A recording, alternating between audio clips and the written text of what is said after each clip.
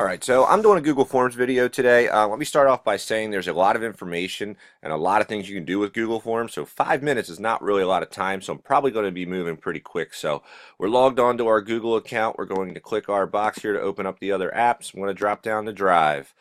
In Drive, we can click this new button on top here. This new drops down a menu. We're going to hit More, and this is where Google Forms is located. So we're going to open up Google Forms.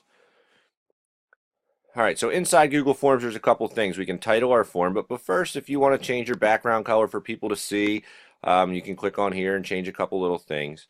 Up here you can also preview your form when you're done, and you can change some settings. So if you're looking for general settings of how many times they can respond, or can they edit it after they submit, do you want to collect any email addresses? You can also create presentations in forms, so you can have a progress bar to show. You can shuffle question order if you're trying to do that.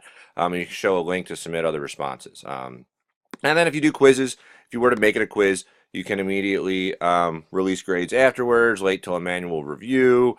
You can let them see the missed questions, the correct questions, and their point values. So there's different things you can do with the quizzes. I'm going to hit cancel just so we can create a form.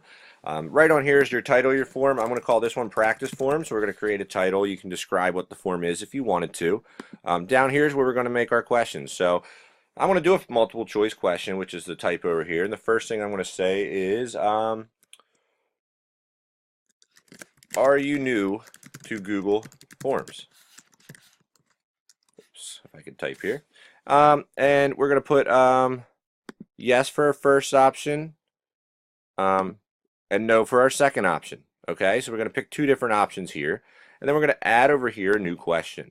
This question, we're going to come into a drop-down menu. We can do different things. I'm going to put a date. I'm going to say, what is today's date? And then the people can add the date here. If I'm not happy with this order and I wanted the date to be first, I can grab here, drag my question above that, and it just reorders the questions for me. I'm going to click on this one, and I'm going to add another question. This time I'm going to change to what they call a checkbox, which is similar to multiple choice, but this question is going to be, what are some uses for Google Forms? And my first option here might be quiz. Second option I'm going to add would be a presentation. And maybe I can add a third option to say a survey. I could keep adding options, but what this allows the person to do is check different ones if there's more than one answer for something. Again, add another question. What else do we have in here? We could do a linear scale and say, how would you rate Google Forms? And then they can choose from 1 to 10 or 1 to 5, whatever it may be. Add another question and say, what did you learn from this video? This one could be a paragraph, and it will automatically change it based on what the question they feel is. So be careful on what you're looking there and making sure what it is, okay? So that's a quick form that we just created there. I want to go over real quick. I have about a minute and a half here of how you can send it. So you can send it via email. It's called practice form, and you can send them a little message. You can include your email in the form. There's other ways over here. Share it through Google Plus, through Facebook, or through Twitter. Also, you can click on here. There's an embed code or a link there that you can do.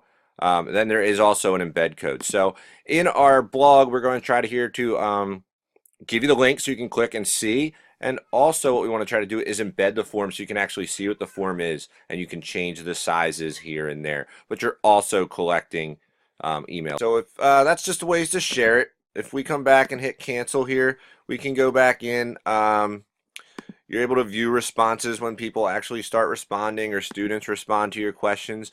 I like this. I haven't really used it too much, but it's a big push in my district to try to do things. Some people are creating like sign-out sheets with it if you have computers in your classroom. Some other people are also creating like exit slips. So if you're trying to see if somebody gathered some information today, you have a couple quick questions, and it'll actually show your responses and group your responses. in there. Just besides the questions over here, you can add a couple different things. Pictures you can put in. You can put little videos in that they can watch and answer questions from those videos. And you can create different sections. So if you wanted to delete it, you trash it, go from there. So thank you for viewing my video. Time's up. Hopefully you enjoyed.